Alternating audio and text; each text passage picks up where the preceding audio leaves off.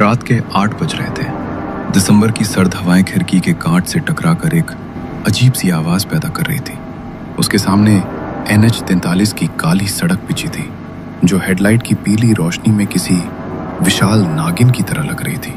आर्यन का काम आज खत्म हो जाना चाहिए था, लेकिन अंतिम समय में आए एक अर्जेंट पार्सल की वजह से उसे इस सुनसान पहाड़ी रास्ते पर आना पड़ा। गाड़ी के डैशबोर्ड पर रखा एक छोटा सा लाफिंग बुद्धा हर गड्ढे के साथ हिल रहा था, मानो आर्यन की बेबसी पर हंस रहा हो। मोबाइल का नेटवर्क पिछले 10 किलोमीटर से नो सर्विस दिखा रहा था। आर्यन ने रेडियो चलाने की कोशिश की, लेकिन वहां भी सिर्फ कर कर की कर्कश आवाज ही सुनाई दे रही थी। पता नहीं किस पागल ने इस जंगल के बीच घर बनाया है। ऊपर से ये गूगल मैप्स, लगता है आज ये मुझे नरक का रास्ता दिखाकर ही मानेगा। तभी उसे सड़क के बाईं ओर एक आकृति दिखी। कोहरा इतना घना था कि पहले उसे लगा कि शायद कोई पेड़ गिर गया है, लेकिन जैसे जैसे गाड़ी करीब आई, रोशनी एक आदमी पर पड़ी। वो आदमी जमीन पर पालथी मारकर बैठा था और एक सूखी लकड़ी से मिट्टी पर कुछ अजीब सी लकीरें खींच रहा था। उसके सफेद बाल हवा में बेतरतीब उड़ रहे थे। आर्यन ने गाड़ी की रफ्तार धीमी की। उसे लगा कि शायद रास्ता पूछ लेना बेहतर होगा। बाबा, ओ बाबा, जरा सुनिए, ये सिमलगुड़ा जाने वाला रास्ता यही है क्या? आदमी ने सिर उठाया और एक भयानक सी हंसी हंस पड़ा, जिसे देखकर आर्यन को अजीब सा लगा। लेकिन जैसे ही आर्यन ने ध्यान से उसकी तरफ देखा, वो आदमी वैन के पास बिल्कुल सामान्य सा खड़ा था। आर्यन को लगा शायद ये उसका वहम था।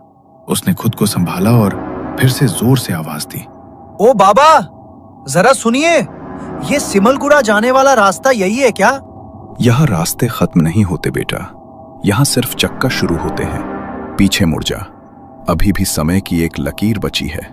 बाबा, रास्ता पता है तो बताइए, पहेलियां मत बुझाइए। वैसे ही बहुत देर हो चुकी है। देर तो तब हुई थी जब तूने इस पुल को पार किया था। जा, देख ले अपनी दुनिया, अगर ढूंढ सके तो। आर्यन ने बड़बड़ाते हुए कांच ऊपर चढ़ाया और एक्सेलरेटर दबा दिया। उसे लगा कि कोई सनकी बूढ़ा है जो बस उसे डरा रहा है, लेकिन जैसे ही उसने रियर व्यू मिरर में पीछे देखा, उसके रोंगटे खड़े हो गए। वो आदमी वहां नहीं था। सड़क एकदम सपाट और खाली थी, जैसे वहां कोई था ही नहीं। कोहरा अचानक इतना घना हो गया कि उसे बोनट के आगे कुछ भी दिखना बंद हो गया। उसने गाड़ी की रफ्तार बढ़ा दी।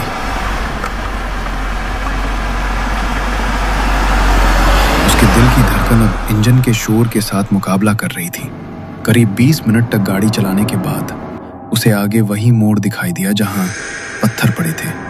आर्यन की आंखें फटी की फटी रह गईं जब उसने देखा कि सड़क के उसी किनारे पर वही आदमी बैठा हुआ था और ठीक उसी तरह मिट्टी पर लकड़ी से लकीरें खींच रहा था। ये कैसे हो सकता है? मैं तो सीधा चल रहा था, मैंने कोई टर्न नहीं लिया। ये वही जगह कैसे हो सकती है?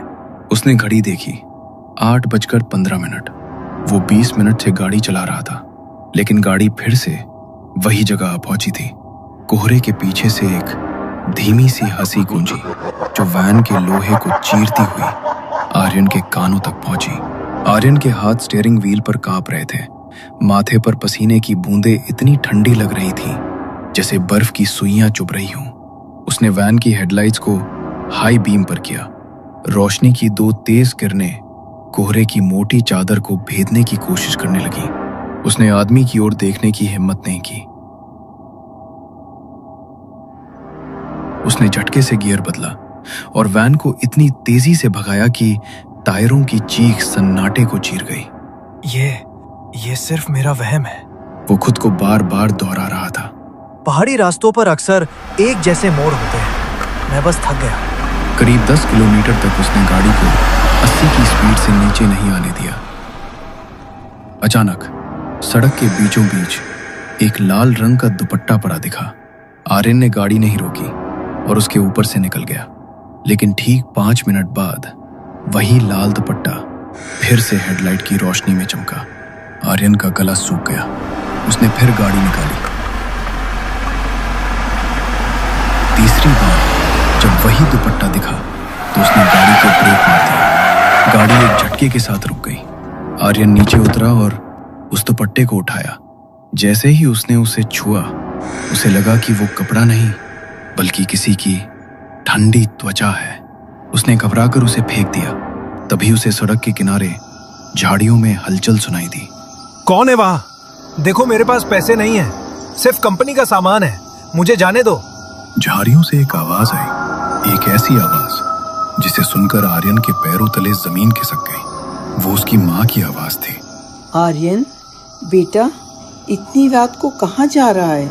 घर आ जा, खाना ठंडा हो रहा है। आर्यन स्तब्ध रह गया। उसकी माँ तो 200 किलोमीटर दूर शहर में थी। वो यहाँ इस खौफनाक जंगल में कैसे हो सकती थी? उसने टॉर्च जलाकर आवाज की दिशा में रोशनी डाली। वहां कोई नहीं था, बस घने पेड़ थे जो हवा में ऐसे हिल रहे थे जैसे कोई राक्षस अपने हाथ फैला रहा हो। ये मुमकिन नहीं है। तुम माँ नहीं हो सकती। तुम जो भी हो, सामने आओ।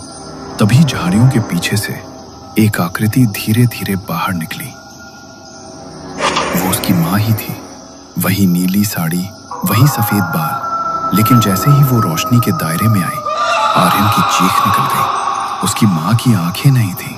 आंखों की जगह सिर्फ 2 गहरे काले गड्ढे थे जिनसे काला तरल पदार्थ बह रहा था। वो भयानक तरीके से मुस्कुरा रही थी। नहीं, तुम मेरी माँ नहीं हो। वो दौड़कर वैन के अंदर घुसा और दरवाजा लॉक कर दिया। उसने तुरंत अपने दोस्त समीर को फोन लगाने की कोशिश की। फोन पर घंटी गई। हेलो आर्यन, भाई कहाँ है तू? समीर, मैं फंस गया हूँ यार। यहाँ कुछ बहुत गलत हो रहा है।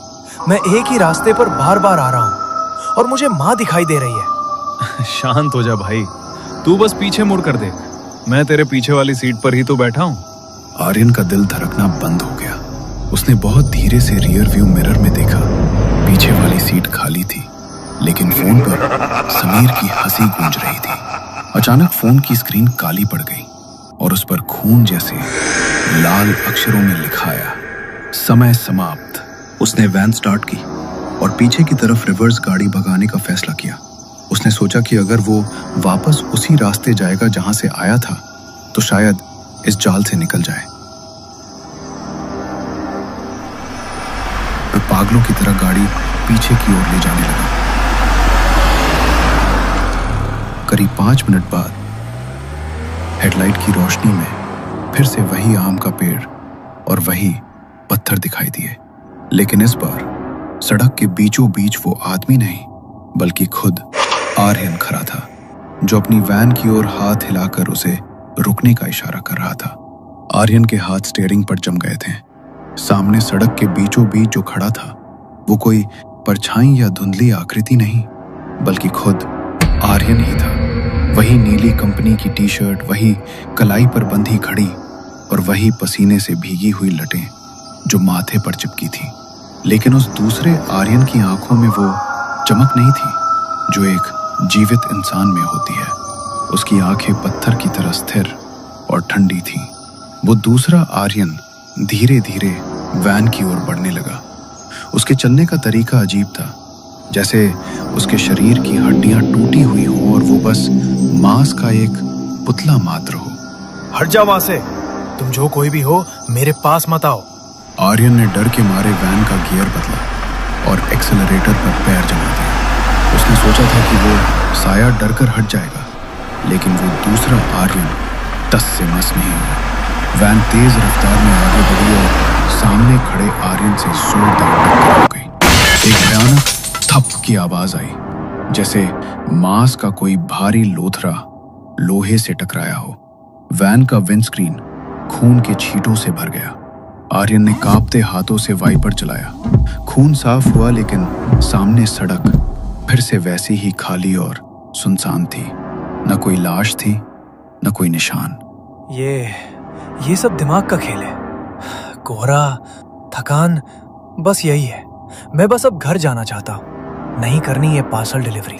तभी उसे वैन की छत पर कुछ खुरचने की आवाज सुनाई दी। ऐसा लगा जैसे कोई अपने नाखूनों से वैन की छत को फाड़ने की कोशिश कर रहा हो। अचानक वैन के दाहिने तरफ की खिड़की पर एक हाथ दिखाई दिया। ये वही हाथ था जिस पर वैसी ही घड़ी बंधी थी जैसी आर्यन ने पहनी थी। वो दूसरा आर्यन अब वैन की छत से उल्टा लटक कर खिड़की के कांच को सहला रहा था। कहाँ जाओगे आर्यन? जहां भी जाओगे मुझे ही पाओगे। उसने जोर से कांच पर अपना सिर पटका। कांच में दरारें फैल गई। आर्यन ने पूरी ताकत से गाड़ी को इधर उधर घुमाया ताकि वो साया गिर जाए, लेकिन वो जौंक की तरह चिपका रहा। अचानक वैन का स्टीयरिंग खुद ब खुद बाईं ओर मुड़ने लगा। आर्यन उसे सीधा करने की कोशिश करता रहा, मगर लग रहा था जैसे कोई अदृश्य विशाल हाथ उसे खाई की ओर धकेल रहा हो। वैन सड़क से उतरकर झाड़ियों को कुचलती हुई ढलान पर जाकर रुकी। हेडलाइट की रोशनी अब सीधे एक पुराने जर्जर पेड़ पर पड़ रही थी जो सड़क से थोड़ी दूर जंगल में अकेला खड़ा था। उस पेड़ की छाल पर कोई पुरानी तस्वीर चिपकी हुई थी जो बारिश और धूप से धुंधली हो चुकी थी। आर्यन अपनी आंखों पर विश्वास नहीं कर पा रहा था। वो वैन से बाहर निकला जैसे किसी सम्मोहन में हो। वो उस पेड़ के पास पहुंचा और धूल मिट्टी झाड़ी। तस्वीर साफ हुई। वो तस्वीर उसकी खुद की थी। नीचे लिखा था आर्यन शर्मा, जन्म 1998, मृत्यु 2025।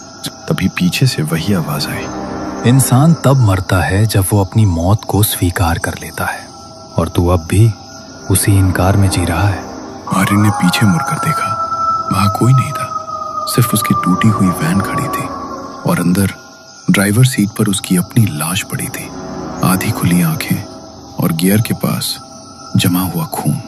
अगर मैं मर चुका हूं तो ये दर्द कैसा है? उसने छाती पर हाथ रखा। कोई धड़कन नहीं थी। तभी अंधेरे में वो आदमी फिर दिखा जो हवा में तैर रहा था। ये दर्द तेरी अधूरी इच्छाओं की वजह से है। चकवा आत्मा को ऐसे ही बांध देता है। अचानक आर्यन को अपने साथ हुआ हादसा याद आ गया। घना कोहरा, सामने से आती ट्रक की तेज रोशनी, गीली सड़क पर फिसलती वैन और फिर बरगद के पेड़ से जोरदार टक्कर। उसे समझ आ गया कि जिसे वो सफर समझ रहा था वो उसकी मौत के बाद का ही एक भ्रम था। दूर एम्बुलेंस की लाइट चमकी। पुलिस ने उसकी लाश ढूंढ दी। एक सिपाही बोला, सर, इसके हाथ में ये पुराना पीतल का सिक्का कहाँ से आया? आर्यन ने देखा, वही सिक्का उसके अपने हाथ में भी था।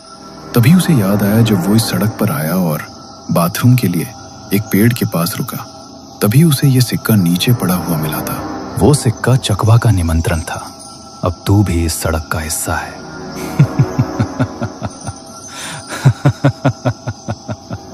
कोहरा फिर गहराया और दूर से एक नई गाड़ी आती दिखी।